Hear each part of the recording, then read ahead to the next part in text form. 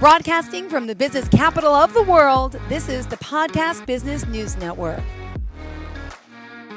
Welcome back to the show. Jesse Poppick joining us here again from New York City. Pleasure to have him back, unless he's maybe traveling again somewhere in the world. Let me ask, where are you, Jesse? I am in New York City today, Jill. I appreciate the ask. It's true. I do bounce out of the city occasionally, but today I'm here. Yeah. Well, pleasure to have you here. Tell us a little bit about the coaching and what you do. And honesty, there's so much. So I'll have you introduce yourself today. Well, thanks, Jill. Yes, I am an honesty and sexuality and sales coach. And I know that mix of ingredients raises a lot of eyebrows right away. I spent most of my career in sales and sales management, doing a lot of selling, even though I don't have an MBA. I didn't get a degree in business. I have a degree in ecology, and I have a degree in resource conservation, and I have an almost master's degree in geography. And yet I ended up somehow being the chief revenue officer for a technology company. So isn't that amazing? Yeah, I have been told that I have a natural sales ability. I believe that to some degree. I do spend time facilitating and training Google salespeople. So Google and I have a relationship where I came in January and worked for a group within Google called Google Sales School. And Google Sales School trains the new salespeople that Google hires to sell advertising. And they mostly work with brands and with agencies. And I imagine that I'm at a point in my life where I've had so much sales experience over 25 years in direct sales, in sales management, and in managing client services teams and managing sales teams that, yeah, I guess I have some stuff to share with some people. You do a lot. Yeah.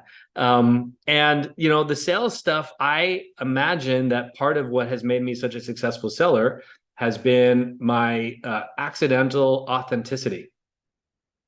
And what I mean by that is, like, I didn't go out of my way to be authentic. I imagine I just am. I think so. I think it's an innate gift. And I also believe that I've been really lucky that, if you had told me when I was a younger person that I'd be in sales, I'd be like, oh God, no, it's horrible. You mentioned used car salesman in a previous podcast. And yeah, I mean, like, sales, no, I don't want to do sales. And it's funny, I told this story recently, actually, to a group of salespeople at Google. My first sales exposure that I'm conscious of was doing canvassing, going door to door and trying to raise money for a nonprofit group. And that was really hard. I hated it. And I wasn't very good at it.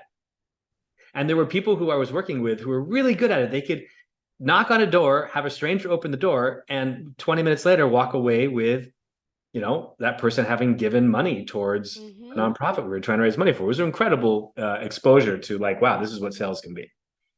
And since then, I've come a long way. And asking for money now is something I actually enjoy doing. And I think it also has a lot to do with what it is that I'm selling. So if I can believe in something, that usually makes my enthusiasm levels rise, and then it's easy to do. I worked in restaurants for a long time. I worked in wine for a long time, and I always measured my ability to be a good server by giving service to people the way that I would want to be treated if I came into a restaurant. And I imagine that has served me well outside of the restaurant world and in the business world. Being able to build relationships for as long as I did relied on a level of transparency and honesty that I think a lot of people don't relate directly to sales. True. Right? I mean, to your point about the used car salesman, there's a whole association we make with, slimy salespeople trying to get something out of my pocket, and that being my wallet and the dollars, and that it's all negative. And I think where authenticity and honesty comes in is when you're speaking to a client, whether I'm a business person trying to sell something to a consumer, or I'm a business person trying to sell something to another business, is curiosity and asking questions to make sure that the person you're selling to actually needs or has a problem that you can help solve. and also being the first person to say, yeah, no, this isn't a good fit. Mm-hmm. I shock the junior salespeople in Google where I say, yeah, we can break up with people before we've even built the relationship. And that's okay to do because we don't want to waste our time. We don't want to waste the client's time. And curiosity has led me down also a pathway towards success of being able to identify clearly what people's reluctance is if they're objecting to saying yes. I I had a CEO for a technology company that I worked with who used to say that when you hear the word no, that's when the real selling begins. Now, in this day of consent, and in my previous podcast with you talking about healthy sexuality, consent is number one. So hearing a no outside of a sales situation, is a no. A no means no. And in a sales situation, a no means that there's probably reasons behind that no. And if you are a curious salesperson, you might get to the root cause of that no. Got it. Right. And really uncover why the person is saying no in that moment. Right. And again, coming to a conclusion with someone that you're working with or trying to sell something to, that maybe this is a good fit or maybe it's not. And if it's not a good fit, then putting that down and walking away.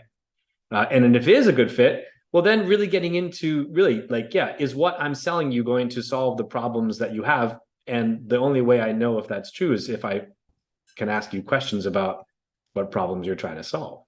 Got it. Right. I think this model is true if you're trying to sell a product. I think it's true if you're trying to sell a service. In my coaching as a salesperson, or in my coaching for salespeople, curiosity and a level of sort of caring, really trying to get to understand the client builds a relationship, right? And that requires some empathy, that requires questioning, that requires real curiosity. And I imagine that people trust a salesperson or a person if they're asking the right questions, right? No one wants a pushy salesperson, and I don't think a good salesperson needs to be pushy.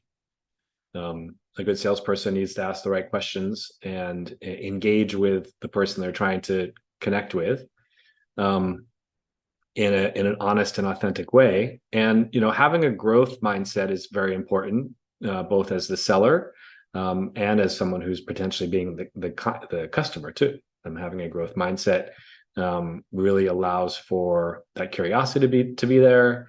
The growth mindset allows for the realization that as things are today doesn't mean that's how things will always be, right? I don't know how to be a good salesperson is very different than saying I don't know how to be a good salesperson yet.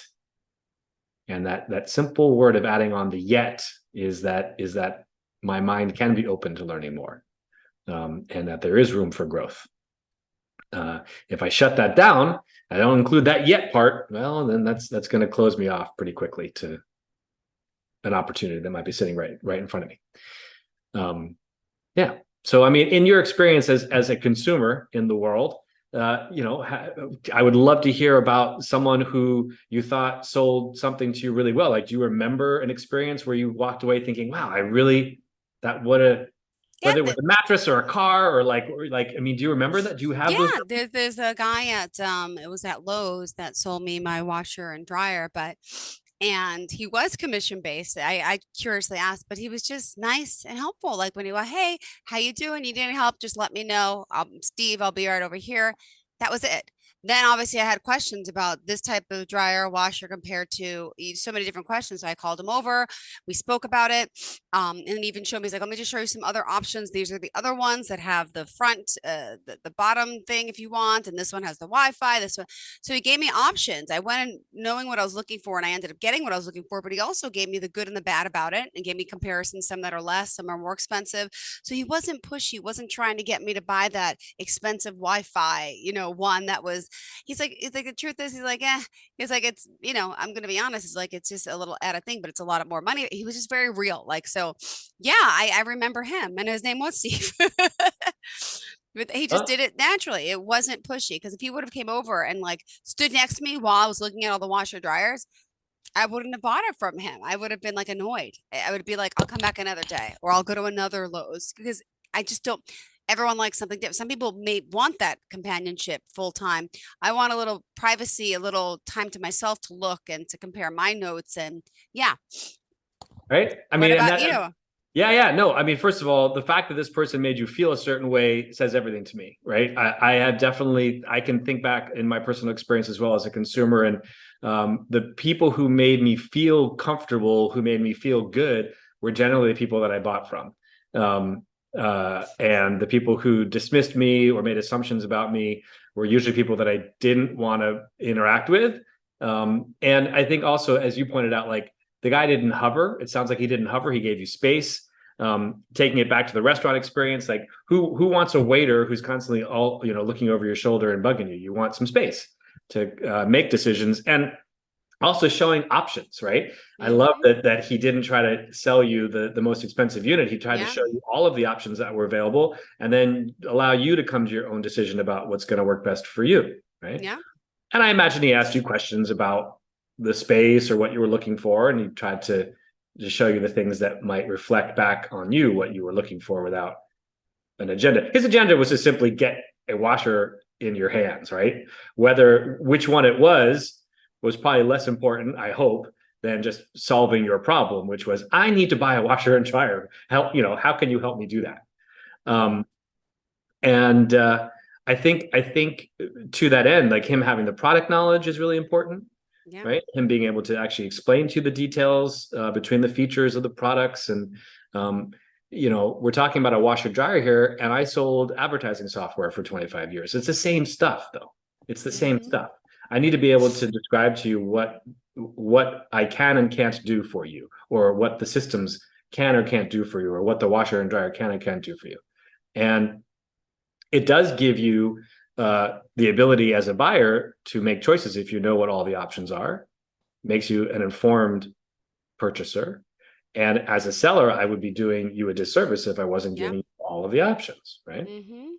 So to me, again, this requires a level of honesty and a level of transparency that not everyone is associates, I think, directly with selling. No. Right? No. So my goal here as a sales trainer is to change that predisposition towards salespeople, because I myself come out of left field when it comes to selling and sales. As I said, I don't really have a traditional sales background. And again, my successes, I think, have been with my ability to, in some cases, lead with objections. I talk about this in Google Sales School as well. If I can prepare myself, if I know that we're going to be speaking about the washer and dryer or about a piece of software, and I understand that there are some weaknesses with some of the things I'm going to be telling you, it probably makes sense for me to actually lead with some of those, to show you, as the person who's buying, that I'm aware of what the Achilles heels are. I'm aware of what the weaknesses are. And it also gives you, again, the ability to choose based on having all of the information, as opposed to me trying to hide information from you that might weaken my argument to have you buy something. And speaking of me, tell us who you are, Jesse Poppick, and how we can reach you. How and then we'll continue. Yeah. So it's really, we did that yet. Yeah. We didn't do that. And it's really easy to get in touch with me. It's jessepoppick.com, JESSEPOPPICK.com. And my email address is UYOU@jessepoppick.com. Perfect. Thank you. Glad we have that. And on social media platforms too, we can find you. So Jesse Poppick is my handle on Instagram. The JPop is on X/Twitter. I'm on LinkedIn. Jesse Poppick, pretty easy to find me there. There aren't too many other Jesse Poppicks, so a simple Google search might even lead you to the right places. Perfect. Yeah. And in terms of what we're talking about today, right? I've spent time, and I really appreciate these last few weeks working with you, Jill, to talk about, generally speaking, my coaching, my background a little bit. I know we spent some time talking about the 6 principles of sexual health. We spent 2 different podcasts doing that. We talked a little bit in our last meeting about honesty, and then today talking about sales and sales coaching, and my philosophy really around my approach to training salespeople. Which again is not something I ever thought I would be doing. It really, isn't that amazing? It really is. It really is. I never would have guessed. Never would have guessed. Wouldn't have pinned me for the CRO of anything, let alone leading trainings and sales education. Definitely surprises even me. Yeah. And again, associating that approach of selling with honesty. To me, the honesty is the umbrella that I park both the human sexuality under, as well as the selling part. And those are two very different audiences. But I do believe, in my personal experience, that honesty can help buoy both us as humans when we're dealing with our own personal sexuality, as well as honesty as a salesperson. And again, to me, it's more breaking this predisposed perception of salespeople as being shady and being dishonest. And certainly, I imagine all of us have been tricked once or twice in our lives by shady, unscrupulous salespeople, and that didn't feel so good, right? And those people have to live with themselves. And as a salesperson, I want to feel good about what I'm doing. There's a level of ownership too that I also think makes for a great salesperson. The ability to, well, as I said, be enthusiastic about what it is that one is selling. And also, in my experience, even if I was an employee of a company, I always found that if I had the mental capacity to have some ownership, like emotional ownership, or not necessarily physical or financial ownership, but really feeling like I own what it is that I'm doing, that this also is reflected in how people received what it was I was trying to sell, whether it was a plate of food or a case of wine or digital advertising software. Wow, what a lengthy career. You've done a lot. Yeah, a little bit. Been here and there. And selling has been a part of it, whether I knew it or not. And I appreciate that I'm at a place now where I can look back at my experience and offer up my experience as a way to serve others and help them be successful as well. Beautiful. All right. We still have more to you and to what you do. And this is a whole nother side I get to see of you today. I love it. I love it. The whole sales. When did you start working in sales? So, I was thinking about that earlier as I was talking. I imagine I worked, well, as a kid, I raced bikes and I actually was a New York City bike messenger for a while and worked at a bike shop on the Upper West Side in Manhattan for a bit as a teenager. And so I imagine I started selling there. I mean, I successfully sold some bicycles to some people. And I really didn't get into tech sales, like really real sales, until the late 90s and early aughts. And I've had the pleasure in my career of working with some of the biggest media companies in the world. I sold software to Google, to Facebook, to Viacom, to NBC Universal, to huge media companies. So I have had a lot of good fortune in that way and exposure to situations that I never dreamed I'd be in. And those situations taught me a lot. I had some great mentors along the way that taught me about relationship building and again, how important it is to be authentic. And if I can't help you today, I want to be able to walk away from a conversation we have where if you need help 6 months or a year from now, we can connect again and that we're in a good place. So, not burning any bridges, even if we don't get ink on paper. And what type of wine did you sell? Just curious. So I worked for a wine distributor in Montana, and I learned more about Spanish wine and French wine during that experience than I had known before. I lived in California for a while and certainly drank and was exposed to a lot of California wine. And then the master's degree that I almost finished was actually looking at where to grow grapes in Walla Walla, Washington. And I was using the model that a professor did in Oregon. Did that. And then, so basically the wine that I mostly sold in Montana was what we call old world wine, mostly Spanish, Italian, and French, a little bit of American as well. Nice. Awesome. Just curious. Yeah. I'm a big fan of wine. It's a whole nother, it's sort of a hobby. And Me too. Yeah. I mean, there's so much to wine. Again, I'm happy to lead with how much I don't know about wine. I mean, there's so much to know. And it's always a good baseline to say, well, I can talk about Walla Walla Syrahs. I can talk about Oregon Pinots. I can talk about some Spanish wine, some French wine. The Italian varietals, there are so many varieties of grapes in Italy that I don't even bother. There's too many. I cannot even, my brain cannot hold that much capacity for the types of grapes in Italy. Yes. So I've had a wide variety of sales experiences in my past, and they've all, I think, fortunately worked to my advantage when I've been authentic and been transparent and have led with potential weaknesses and trouble points so that we can just get those out of the way and talk about what can we actually positively do. Beautiful. Thank you. Thank you. We still got 5 minutes left in the show, Jesse. I'm not cutting Great. you off. Good. Well, I'll keep blabbering Got to away move us then. along. No, What else is on you the know, agenda for the I, salesman of the day? I appreciate you for keeping track of the time and not having me to worry about that. No, good. Part of Yeah, the job. indeed. Yeah. So I think the point of the big takeaway that I'd love to get out of today's podcast, though, really is the idea that leading with authenticity will help you as a salesperson. It does require practice, and I think one of the other things that happens with salespeople is that when they're first starting out, at least this was for me, did not have a great deal of confidence in myself. To be able to ask for money, or the idea of closing a deal seemed really threatening.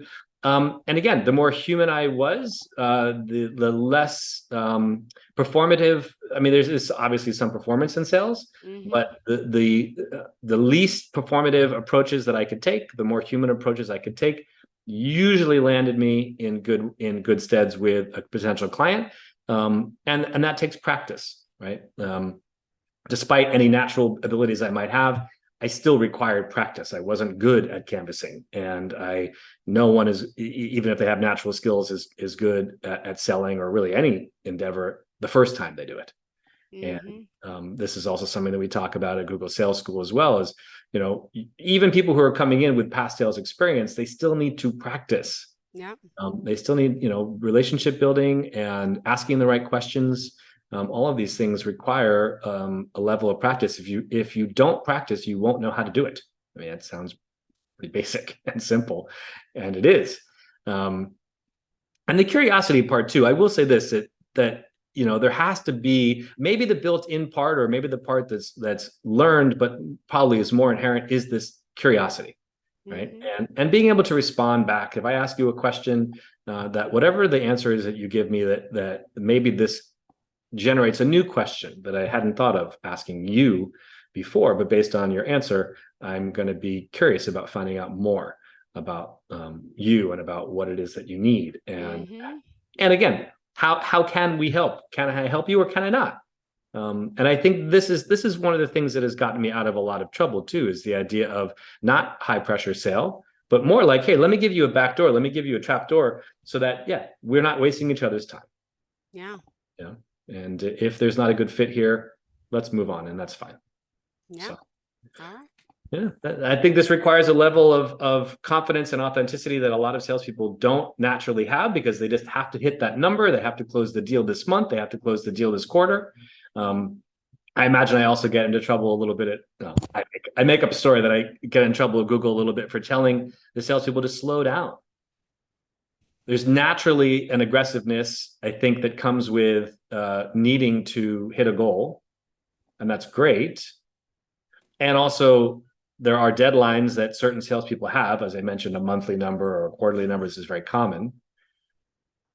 So being able to slow down the sales process is not something that comes naturally to sales leaders. And when I managed sales teams, and when I managed teams of people who were managing clients, so account management people, I would do my best to really point out that, we have to hit numbers. And also, we can have 3 meetings before we close the deal. We can have, the area of discovery, the most time that I spend as a salesperson, and that I recommend salespeople spend, is sort of the discovery portion of the sale, not rushing to sell a solution, whatever that is. Again, whether it's the plate of food, the bottle of wine, the coaching, or the software, that's going to be there. And getting you there really is going to require a lot of discovery, and a lot of me really understanding, again, like what it is that you need, and if I have solutions that will fit that need or not. And your reluctance to give me that information should trigger me to just, as I say, ask you more questions. A good salesperson should be doing very little talking. The client should be doing 85, 90% of the talking. And And the way that you do that is you ask questions. I also have found that certain people in certain positions love to talk about themselves if given the opportunity. And so if you ask people about what they do or what their troubles are facing, what are the challenges they're facing, a lot of times people are happy to have an ear to talk to and have someone who will listen to, I'm having a really hard time with this, that, and that. Can you help me with this? And being able to reveal that does require some vulnerability on the side of the person who's buying. And again, in my experience, I have only been met with when I am vulnerable with you. Generally, this will allow you to feel comfortable to be vulnerable with me. And now we're getting somewhere. Now we can actually see if we have a good fit here to work together in whatever capacity that is. All right. Well, thank you for being here. Sorry, we got to run now. Now we got to go. Reach out to you. JessePoppick.com. YOU@JessePoppick.com is the email. The web address is JessePoppick.com. JessePoppick.com. Jill, it's been a pleasure speaking with you these weeks. Thank you so much. I'm sure we'll connect. We won't say goodbye. We'll say till next time. Is that what I like say? that. That's the growth mindset. Good. See, I had it. Thank you so much. I appreciate it. Thanks. Have a great one, Jesse. We'll You talk too. soon, okay? Okay, bye-bye. Bye-bye. Are you looking for even more of the podcasts and hosts that you love? The Podcast Business News Network is proud to announce that you now have even more ways to listen live. Check out the MyTuner Radio, online radio box, and Simple Radio apps on iOS and Android, or find us online. Search for Business News Network on mytuner-radio.com, or search Podcast Business News Network on streama.com and onlineradiobox.com/US. Take your podcast on the go and don't miss a minute of the action.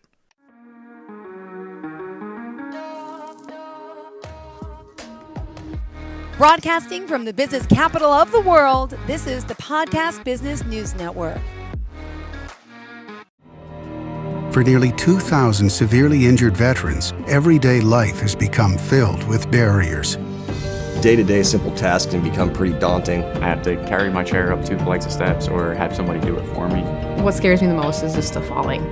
When I'm struggling with my house, I think, to have that one great barrier just knocked down, it's crucial. Home for Our Troops is a wonderful nonprofit that builds a mortgage-free, fully adaptive, handicap-accessible house. And there's no catch. It'll be our very first home that we've ever owned. This is a game changer. This is where your life begins again. We need you to join us in completing this important mission. Please visit hfotusa.org and help build homes and rebuild lives. Because of you, everything's going to be okay.